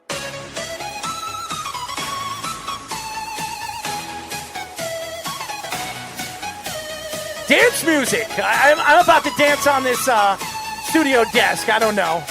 Maybe I'll tap dance for the great Speedy Petey and Joshua Silverberg. This is the Weekend Crunch. We are live every single Saturday from 7 p.m. to 9 p.m. New York Eastern Time, only on 103.9, the LI News Radio Network. Brought to you by New York Sports Team Magazine and the World Wide Sports Radio Network. Please, guys, if you haven't, you better download our app, the Worldwide Sports Radio app, iOS, which is Apple WWSRN, or Android Worldwide Sports Radio Network. Well, I before we get into some college basketball conversation, and I threw you a curveball because we have not spoken about college basketball really at all on this show. Once in a blue moon when we had Eric Coleman on the show, we talked a little basketball because he is a basketball fan. But with you, Josh, we never really got a chance to do that. So I didn't think we were allowed. Your team sucks, so I didn't think you wanted to talk about it. Why? Because the Duke Blue Devils aren't that good? And who are your team? The Badgers, who never win anything. They never go anywhere. So what does that tell you? Oh, my team's actually going to be in a tournament. Yeah, good for them. Good for them. They're going to be in the tournament, and they're going to get eliminated. Good one, big guy. How many 5-star recruits does your team still have, and you still can't even Still, they're going to have more number one first-round draft picks than your Badger team, buddy. That's great. I don't care how many They stink. I get to watch my They team stink like you. You smell like horse manure. on the sideline. They smell, too. If I actually went to their sidelines and actually talked to the coach, I wonder if it smells like dog poop. Okay. Wow, what a comeback. Wow. Yes. Who told you that about you? Who told, I guess I will give you that comeback. My 3-year-old cousin? I don't know. I hang out with him and your whole family, so maybe they do. You know? I don't think you've ever met anybody in my family because they all have restraining orders against Oh, man. You got shots? I got shots, pally boy. Yeah, I don't know what shots you have except the one in your ass. All right, let's get back to the show. I'm serious. for all the fans out there, we just like to have fun. Listen, I love your mother, and Speedy, as you know what I feel about yours. So He was actually being sincere, Speedy, and Speedy still didn't trust you. Nope, never. No, that's so funny. anyways, this is the Weekend Crunch, and we are live every single Saturday from 7 p.m. to 9 p.m. New York You Eastern lost all Time. trust with Speedy, man. That's fine. Anyways, I want to finish up before we get into our final segment, Crunch Time. I want to finish up talking a little bit about college basketball. And this year, even last year, it really stood out because there was no foregone conclusion who's going to go to the national title game. Yeah, there was no tournament last. And you talk about Dayton, if Obi Toppin was in the tournament with that team, how far they would have went. And this year it can go either way. Gonzaga is the number 1 seed. They have a lot of depth. They're very talented on both sides of the ball, defensively and offensively. But going into this tournament, March Madness is right around the corner, February and then March. And then Madness is going to begin. So That's why they call it March Madness. Yes. You got the month right. That is correct. well, and thank God I'm not a Badger fan. That's right. Because your team would actually be in a tournament. pal. They could be in the tournament and they'll get eliminated just as fast. But That's just as fine with me than watching on the sidelines. But I look at the list of teams that are going to make the tournament, and there's not one of those big teams like North Carolina and Duke that really stands out on this list. Over the years, you look at the Duke Blue Devils in North Carolina. The biggest disappointment of the year, Kentucky. Kentucky, All another. the big programs, man. West Virginia. West Virginia's good. Yeah. They're a good team. Yep. They're good, but are they even? Will they even? They've they're been 11th ranked. seed. They've been ranked at times. They're 11th seed right now. They're very good offensively. They don't play a lot of defense. And Creighton, we all know how good that team could be defensively and offensively. The size that they always have every single year, they're going to be a very hard team to match up against in the tournament. They're Even making KU is weird, man. KU's 10-5. Even they're like wonky too. That's not The very- Big 12 I got hate- good. I hate Kansas. I hate Kansas. Me too. man. Phil, Everybody- I'm so overrated, dude. well, but they're still the 15th seed right now, and they're ranked 15th in the country. And I do believe they're still a dangerous team. They have good size and they can shoot the three. And when you make the tournament, that helps you win. And They never won the tournament though. That's the only no, problem. Villanova is going to be a dangerous team. They're always a dangerous team. And again, they're on top of, right now, East. And I think they're going to be very, very dangerous because they're a very well defensive team, very good run defensive team, and they're very good offensively. And they could shoot. And they have all the same players they have like 3 players from the national championship 2 years ago. And they're still a very good team. They have a lot of depth on the bench.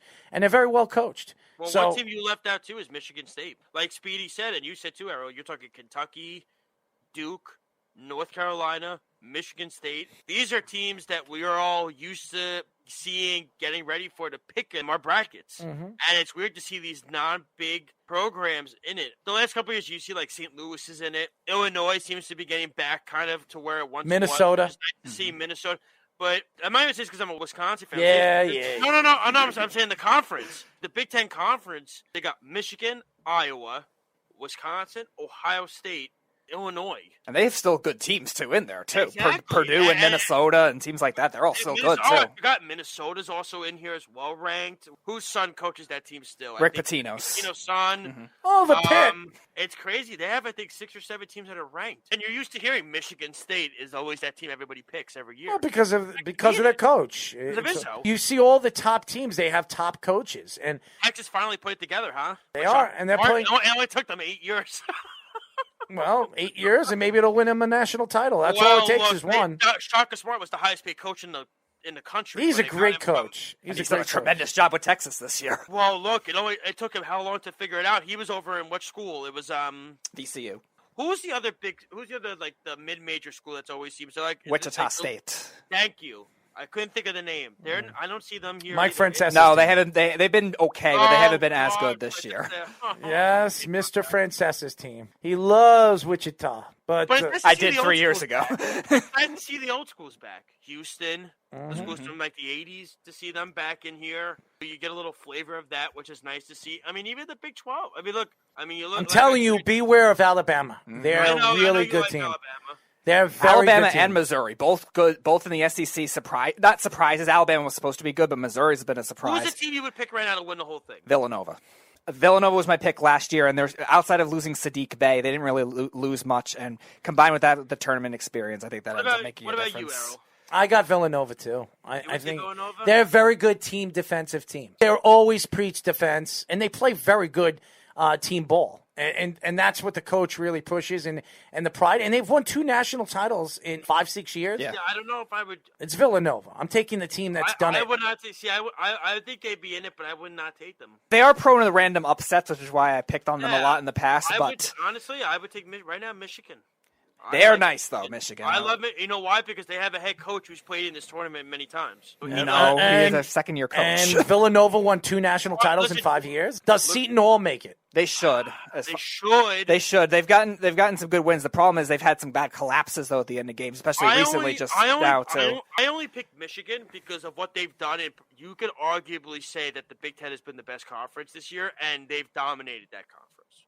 That's fair. I mean, dude, they smacked around Ohio State and Wisconsin. Dude, they beat Wisconsin by like 30 points. Wisconsin was a top 8 team at that time. Ohio State's the team in the Big Ten I think is overrated. Iowa, too. Iowa's always sneaky. I love Michigan, though, man. I think their head coach... I got Villanova. I think they're the most dangerous team. Gonzaga, even though they're great on paper, they're far and along the best team. They always find a way, though, to just... They choke. They don't have that guy that could take over a game at the final 3 minutes of the game. They never do. They never have that guy that can close out a game. Villanova does. Michigan has had players that can finish and close out games. Even the Badgers have players that can close out games. I can't remember the last Gonzaga player that can close out games. When Michigan played, they beat 19th Northwestern 85-66. Then the next game, they beat 16 Minnesota 82-57. Then they beat 9th ranked Wisconsin 77-54. And then, they beat 23rd ranked Minnesota again 75-57. You kidding me? Well, they destroy everybody they play. Well, that's the problem because you root them on.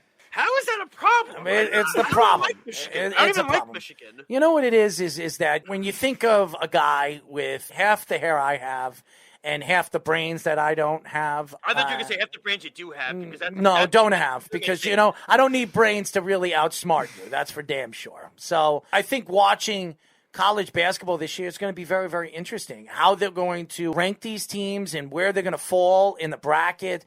It's going to be very, very interesting. And I'm excited for March Madness because there's not that one team that really stands out. I'm going to take Villanova if there is a team because they've done it. They've won 2 national titles in 5 or 6 years. And I trust that their coach is going to have them ready to go on that run for a national title. And they're a very good all-around defensive team. So I trust that they're going to be hard-nosed and ready to play. So they're the only team, but even them, I can't trust that they're going to go all the way. Yeah, I agree. From one round to the next. So it's going to be an interesting bracket. You said the same thing. There's not that one specific team that you could solidify and say, nope, that's the team. You know they're going to dominate. And even every year when we think that, it never happens. Mm-hmm. It never does. They lose in the Elite 8. They lose in the Final 4. You never know. Like, I would pick Michigan right now. I think a low seed will knock out a number 1 seed this year. I thought the same thing last year, too. If there was a tournament, we see another 16-1. Well, look, we saw it with Virginia a couple of years ago. Called that. You're going to see a lot more of that. It's going to happen. Like I said, you picked Villanova. You're not set in stone on it. No, I'm not. I picked Michigan. I'm not set in stone on it, so... It's going to be fun, though. I'll tell you that much. It'll be nice to have March Madness again. Finally. And hopefully they don't cancel it. Which sucks, though. No fans, which ruins the whole... I don't know about that. I think that will change. That's going to be hard, I think. I don't know. I think that's going to change. I think more and more fans... I'm telling you, by October of this year, there'll be full-fledged stands filled with people. Oh, I agree with you on that. That's definitely a case. But even you said it's not going to be March Madness yet this year. We'll see. Anyways, when we come back, the final segment, and we call this... Crunch Time! Here on the Weekend Crunch.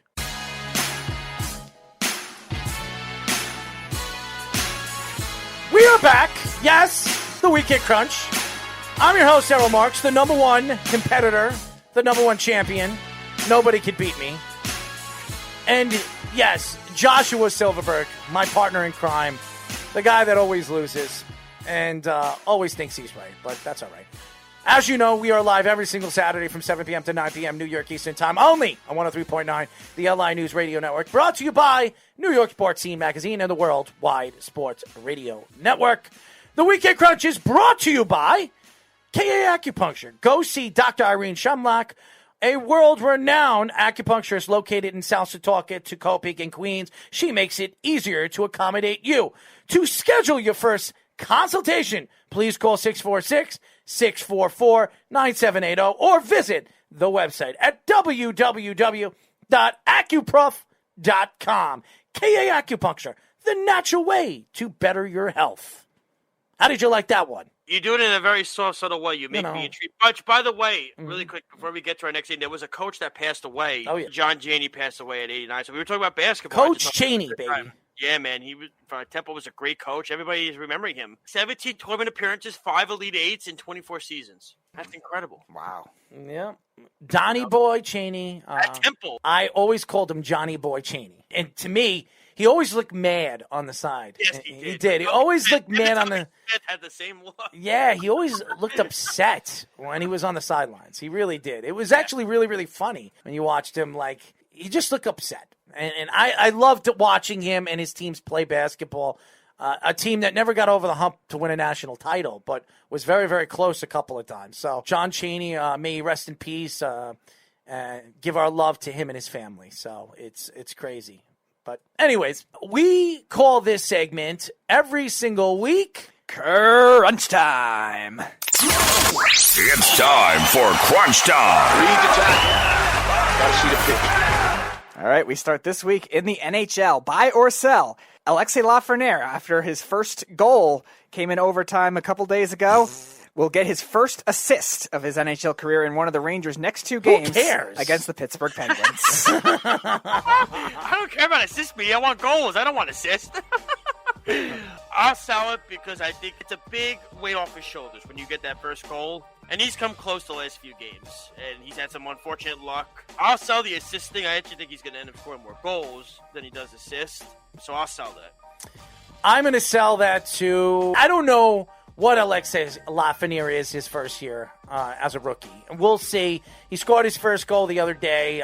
Ranger fans are jumping for joy like he won a Stanley Cup. No, they're not. Yes, they are. Who is? Don't not put me in that you. category. I never mention you. Why do you always come up in the conversation? Because I know, because I'm hosting it with you, and I always assume you're going to. Oh, stop throwing yourself under the bus every time you speak. But I'm going to sell that. All right, buy or sell. Nikola Jokic averaging a triple-double right now on the season so far. He will finish the season averaging a triple-double. I'll buy that. Look, the guy's a beast. I don't know how you look at his body type and how is he able to do this, and you say to yourself, well, how is this guy that good? What are you trying to say, his body type? He's a big dude. He's not. He's in good shape. I don't mean a muscular guy, man. He's a big, He's in great shape. I've been in quarantine for 2 months. I need to lose some weight. Well, that's for damn sure. So there you go. You deny my point. But he's fine. He's in good shape. No, he is a good look. If he's averaging a triple-double, he's doing just fine then. I'll buy it because I think he's got the great supporting cast around him that's going to help him. But he's also an animal rebounder, too. He's great on the interior, but on the outside, too, he's a really good shooter.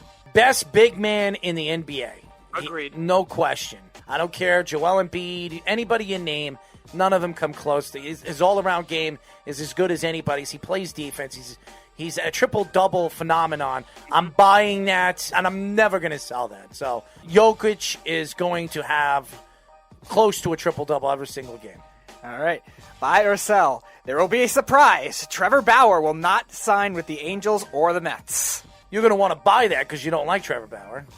No, I do want to buy it. Well, the Angels came out and said they're not signing him.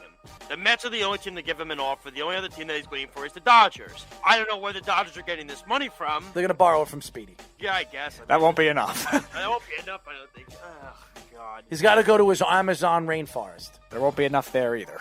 I mean, look, I want to buy it because I don't want the Mets to get him, but I'm going to sell it. I think he will, like Errol said, with the Mets stuff, I think he is going to end up here, and we'll see how it works out. We don't know now because Steve Cohen's hiding. He's hiding right now. We don't know. This actually could have opened up more of a beast, distracted him from Twitter. Now he can focus on the Mets stuff. I'm going to absolutely sell it. I do believe that he'll be a Met. It made a lot of sense when they traded a guy like Steven Matz to the Blue Jays. It opened up a spot for them in their rotation. You don't trust Joey Lucchesi from San Diego? I mean, they aired Trevor Bauer to that rotation. This is the best rotation in baseball. Carrasco, you have DeGrom, you add Syndergaard when he comes back, and then you add Bauer. I mean, 4 dominant pitchers in that rotation. So I am going to sell that I do believe, I think he's going Why to don't be the Yankees sign him? because he doesn't fit with the Yankees. I know he doesn't. He I doesn't. said that. I was kidding. I know he wouldn't. Who knows? Maybe the Yankees swoop in and do something. Who knows? I don't It's know. I think crazy. they The Yankees have been crazy. They got their pitchers already. I think they're set. All right, buy or sell. We will see a defensive or special teams touchdown in the Super Bowl. I'm going to sell that. First off, I don't think either quarterback's going to make that kind of egregious mistake, especially Mahomes. Brady will throw interceptions, but he won't throw like the egregious ones that's going to cost you a pick six. That he won't do. Like he'll throw it in tight coverage and it'll be picked off or something like that. So I'm going to sell that one. I am going to buy it. I think there will be a safety in this game. It could change the game, too. It could change the speed of the game and the momentum of the game. So Are you saying a safety or a touchdown? a safety? No, that's in the question. The question was a defensive or special teams touchdown. That's not a touchdown. It doesn't matter. It's a special teams move, so I'm going to That's go. not the question. I don't give a crap. I'm winning. That's not even the question. I'm going to buy that. So I believe there's going to be another safety in He's the talking game. about safeties. I'm like, what are you talking about? It doesn't have to be a touchdown. It's got to be a safety. Oh, that wasn't the question. Well, it doesn't matter. I'm buying it. All right, buy or sell. The Utah Jazz are in first place right now in the Western Conference. So buy or sell, they will finish ahead of either the Lakers or the Clippers at the end of the season. I'm going to sell that. That's going to be. I think the Lakers are going to end up over them. I think it's going to be close, but I think the Jazz could go. I never know with teams like that. You always, like, you thought that last year with Denver. Like, oh, Denver's going to eventually jump the Clippers or somebody, and it just didn't float into that. I'm going to sell it. I think it's going to be tough for them to keep up with the Lakers. They're a great team. I love them. They don't love you. I think they're better They don't than like the you. Clippers and the Lakers. But the problem is they have the superstar player. I'm going to buy it. I think they'll be better than the Clippers. I think eventually the Lakers will pass them. But if you were to ask me, do I think they'll be a higher ranked team in the Western Conference than the Clippers? I do believe that. I think they're a better all-around team, better coached. Yeah, I don't like Lou, so I'm going with a yes. They're the buy. Nuggets from last year. We'll see. All right, buy or sell. Both the Buccaneers and the Chiefs will have a 100-yard rusher in the Super Bowl. I'm going to sell that. Both defensive lines are really strong. Actually, the biggest underrated thing you saw in that AFC Championship game was the pass rush from the Chiefs. How they get after the quarterback with Chris Jones and those guys. It's relentless. Blitzes that Steve Spagnuolo, who Arrow thinks is overrated. Overrated. And Speedy likes him a lot. Terrible. Of course, he helped the Giants win 2 Super Bowls. 1. No, 2. He was on the second 1. one. No, he wasn't. He was Who with the was Rams. defensive coordinator in the second one? Harry Fuel. That's a joke. Anyway. You were wrong, like always. Yeah, it says the guy that doesn't even answer the question properly. That's Okay, right. Anyway. Because I was right. Yeah, you're right. You don't I'm even know always how right. rules work. You lose, I win. Okay, so I'm just that one. When you actually figure out that Speedy's asking you a question and you understand it, you come back. Well, I understand it. I think you don't understand it. But it's okay. God, It's okay, man. You know, it I just happens. figured out touchdowns. You're talking about safeties. Yeah, well, that's points. That's points on the board. And that's That's a not defensive points. way of Not even- scoring. I do believe there'll be a 100-yard rusher with the Tampa Bay Buccaneers, not with the Kansas City Chiefs. So, yes. All right, one more. Buy or sell. So there was a big trade in hockey this past week. Pierre-Luc Dubois and Patrick Laine swap teams. So buy or sell. Pierre-Luc Dubois will finish with more assists in Winnipeg than Patrick Laine will in Columbus this season. Absolutely. Because, first off, that's a buy because Line is not even an assist guy. He's a goal scorer. Dubois, all-around numbers, statistically will show you that he's a... I like the question, Speed, but the better question would have been, which one is going to ask for a trade quicker, Dubois or Line? That's going to be the better question because they'll both ask for trades next year. I'm going to buy it. Line is a goal scorer. That's strictly what he is. He's not an assist guy. Luke Dubois is a very good assist guy. I'll go with PLD.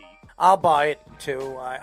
Dubois is more of an assist guy. Laney is he's a goal scorer. But I think both of them are going to be traded next year, too, as well. I think they were traded for one another because they didn't want to be in respectable places. But, Now they're going to places they didn't even want to be in. and they're going to places that they're terrible still. So there you go. But, yes, I'm going to buy that. And that is crunch time. And I win again. You know, I win again. You know, it's okay. And then when he does answer the question, you never know if it's I gave you my answer. I was right. If there is a safety in the Super Bowl, that would be pretty crazy. There will be a safety this year, and I will win. That's it for our show, ladies and gentlemen. Who cares if I'm wrong? There'll be a safety this year. Bet your bottom dollar on that. You can spend your money and spin the wheel, make the deal, because I am going to win. And the answer is, guess again. Oh, good. The Weekend Crunch is brought to you by KE Acupuncture. Go see Dr. Irene Shemlock a world-renowned acupuncturist located in South Setauket, Copenhagen, Queens. She makes it easier to accommodate you. To schedule your first consultation, please call 646-644-9780 or visit the website at www.acuprof.com. KE Acupuncture, the natural way to better your health. That's it for our show, ladies and gentlemen. And as I always say, I always win. Now, remember, the fans win. Well, they do win too because they listen to me, and sometimes listen to you. But sometimes you scare them away with that eager voice of death. Anyways, he's a Badger fan, ladies and gentlemen. So if you're not a Badger fan, you can write all those testy, mean, interesting comments in his Twitter box. I can care less, and I'll respond back to them, Pally. I'll respond back to them in 2 seconds. What are you going to do, a two-step or something? You think Michael K. and all those boys are going to scare me? Pfft, that's child's play. Well, if Michael Tay scares you, you must be scaring them with your little Tweedledee and Tweedledum moves. Anyways, that's it for our show, ladies and gentlemen. I'd like to thank all the fans that listen to us every single Saturday from 7 p.m. to 9 p.m. And remember, our show is always on, even after the Islander game when we come on live. If there's a Saturday Islander game, it is played on 103.9, the home of the New York Islanders. So after that, we are live. So stay tuned for our shows. If you miss it or you thought you missed it, you didn't miss it. It's after the Islander game. But anyways, we've had a great show. We have had a great run so far on 103.9. I want to thank the 103.9 family for letting us do this every single week. We really have a lot of fun. We hope we entertain all the fans out there on the Long Island station on 103.9 and throughout the country that listens to the app. We love being here, and we love entertaining you. Josh, do you have anything to say before we go? Yeah, Twitter marks, you need to shut up. All right, enough. All right, just to let you all know that Steve Cohen gave a million of those Met unemployed people all their money back for the season, and he paid the city a ton of money too. By the way, so congratulations to him. Yeah, so David Port loser. Yes, okay? There we go. I like that. Still President Port annoying there and his crap, and also Boomer Esiason. You could join that group. You want to spank him? You want to spank Boomer? No, I want to spank them in the face. You want to spank? You want to spank? Shut your mouths, all right? When the Mets win the World Series, okay? Boomer Esiason, you're a Met fan. I don't want to hear crap from you, okay? Because you said, I'm not going to get any more Met games, okay? Until this extra, you know what? Don't let the door hit you. He's not a very good diss man, that's for sure. I could give a damn what I am, all right? Did you just call me Bryant? Who's Bryant? I don't know. You sounded like you called me Bryant. I did not call you Bryant. I have no idea what you're saying. Anyways. Thank you also to the fans for listening to us and tuning into us every Saturday. We always love entertaining you, of course. Of course. I hate looking at that Silverberg jersey behind you, man. It's really an ugly jersey. What do you say that for? It's just an ugly jersey. My parents bought that for me. Well, the name. It scares the hell out of me. Why do you hate my name? That's I don't know. Yeah, could we call you Silver Spoon? That would sound better. I mean, I would call you. I love that show. I watched that when I was a young kid. When you open your mouth, that's enough to say what I want to say. Well, that's good. I guess that's a good thing. Anyways. No, it's actually not. It's very unpleasant. Well, thank you. Maybe you should go to sleep and just close that mouth of yours before I might have to send Speedy to shut it. Anyways. Yeah, he's really going to come flying over here. Well, he was a track and field champion. So. I want to see that. No, he wasn't. Anyways, that's it for our show, ladies and gentlemen. I hope you enjoy the craziness. Our show is on every single Saturday from 7 p.m. to 9 p.m. Until then, this is Errol Marks, Speedy Petey, and the great Little J himself, Joshua Silverberg, saying good night. And we'll talk to you next week. Good night, everybody.